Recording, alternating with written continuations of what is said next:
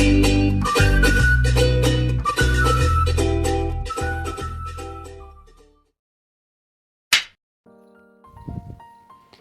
Friend, কেমন আছেন সবাই? আমি সঙ্গীতা। আজ আবারও একটা নতুন দিনে welcome back to my channel blogger Sangeeta. ছেলে প্রতিদিনের মতো স্কুল যাবে, তাই ওর জন্য ভাত প্রেসার কুকারেই বসিয়ে দিয়েছিলাম। ও ভাত খেয়ে যায় আর টিফিন নিয়ে যায়। ওর জন্য আজকে চাউমিন টিফিনে দেবো বলে চাউমিন বানিয়ে রাখছি। কিছুটা ওকে টিফিনে দিয়ে দেবো আর কিছুটা ছোট ছেলে একটুখানি খাবে।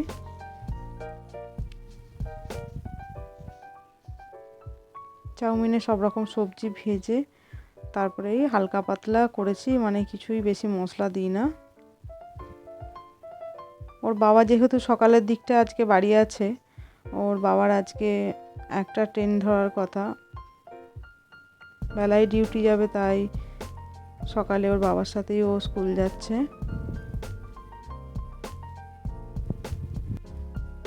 এখন কদিন ওর বাবা বেলাতেই ডিউটি যাচ্ছে, আর এখন আরজি করে ডিউটি হচ্ছে। রাজ্যের যা পরিস্থিতি, তাতে করে পুলিশদের চাপ অনেকটাই, ডিউটির চাপ বাড়া। এখন প্রায় রোজই ডিউটি হচ্ছে। তাড়াতাড়ি আমাকে রান্নাবান্না সারতে হবে, কারণ ওই 12টা করে ও ভাত খেয়ে নেয়। যেহেতু একটা ট্রেন ধরে, ভাত খেয়ে ও স্নান করে প্রতিদিনই। ছেলে চলে যাওয়ার পর ওপরে এসে দেখি ছোট ছেলে ঘুম থেকে উঠে পড়েছে। ওকে ব্রাশ করিয়ে কিছু কালার দিয়ে একটা রিজেক্ট খাতা দিয়ে ওকে বসিয়ে দিয়েছি। ও কিছু কালার নিয়ে আঁকি বাঁকি কাটছে, আর ফোনটা দিয়ে দিয়েছি যাতে একটু ফোন নিয়ে চুপচাপ বসে, আর আমিও স্নান টান সেরে নেবো, কারণ আগেই বললাম আজ রান্নার তাড়া আছে।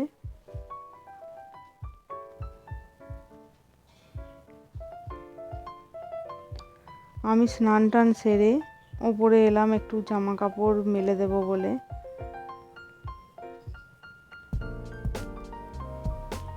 রোদ মোটামুটি আছে।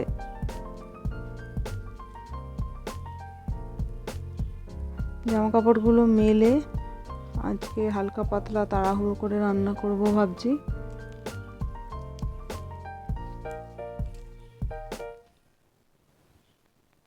সকাল সকাল স্নান করে নিলে মাথাটাও ঠান্ডা থাকে, তাই আমি সকালবেলা স্নান করে নিতে পছন্দ করি।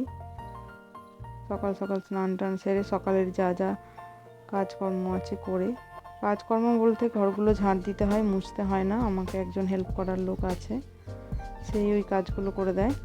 তাই ছেলে প্রতিদিনই স্কুল চলে যাওয়ার পর আমি স্নান করে পুজো করে নিই।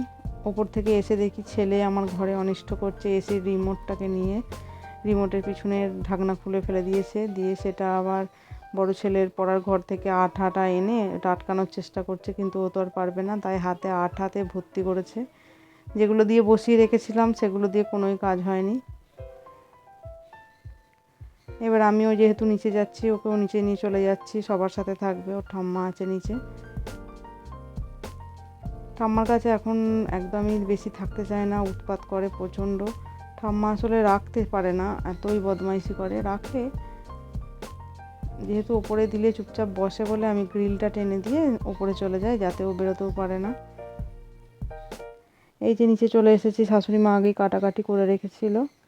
সব রকম সবজি দিয়ে আজকে মাছের ঝোল হবে।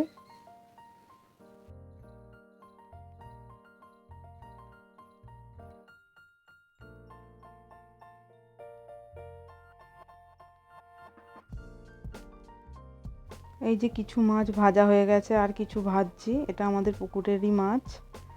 আর এখানে কুমড়ো কেটে রেখেছিলাম, ভেবেছিলাম কুমড়ো ভাজা হবে, কিন্তু হাজব্যান্ড বলল কুমড়ো ভাজা না, কুমড়ো দিয়ে বেসন দিয়ে বেগুনি টাইপের যেটা হয় ওইটা হবে, কুমড়ো নি যাকে বলে।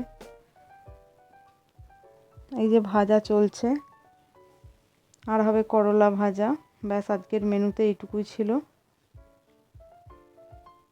বেশিরভাগ দিন যেহেতু হাজব্যান্ড ভোরবেলা চলে যায়, তাই রান্নার খুব একটা তাড়া থাকে না। মোটামুটি যখন হোক করলেই হলো, তাও হয়ে যায় 11:30 12টার মধ্যে রান্না হয়ে যায় প্রতিদিনই। কিন্তু যেদিন ও 10টার দিকে 11টা 12টা, ওর তো টাইমের কোনো ঠিক থাকে না, যেদিন যেমন ডিউটি হয় ও সেদিন তেমন যায়। এখন কদিন 12:30 1টাতেই যাচ্ছে। রাজ্যের যা পরিস্থিতি, তাতে করে হাজব্যান্ড ডিউটি গেলে একটু ভয়ই লাগছে এখন কদিন। এখন প্রায় কদিনই ওর আর্জি করে ডিউটি হবে বলেই মনে হচ্ছে। জানি না এইসব ঝামেলা কবে মিটবে, কবে কি দোষীরা শাস্তি পাবে, আদেও পাবে কি না। রান্নাবান্না সেরে হাজব্যান্ডকে আর ছোটো ছেলেকে একসাথেই খেতে দিয়েছিলাম। ছোটো ছেলেকে এই কারণেই আজকে খুব তাড়াতাড়ি খাইয়ে দিয়েছি। ও অনেক সকালে উঠেছিল, ওর ঘুম পেয়ে যাবে, আর ঘুমিয়ে গেলে আর খেতে চাইবে না। তাই আগে রান্নাবান্না সেরে ছোটো ছেলেকে ঘুম পাড়িয়ে দেবো, তারপর ফ্রেশ হব নিজে। এই যে ওকে ওপরে নিয়ে চলে এসেছি, ওকে ঘুম পাড়িয়ে তারপরে আমি একটু ফ্রেশ হয়ে নেব, কারণ ততক্ষণে বড় ছেলে চলে আসবে, ও আর আমি একসাথেই তখন খাওয়া দাওয়া করব। তাহলে আজকের মতো ভিডিওটা এখানেই শেষ করছি। সবাই ভালো থাকবেন, সুস্থ থাকবেন, আর আমাদের জন্য অবশ্যই প্রার্থনা করবেন। দেখা হবে অন্য কোনো দিন, অন্য কোনো ভিডিওতে। আজকের মতো এখানেই, ধন্যবাদ।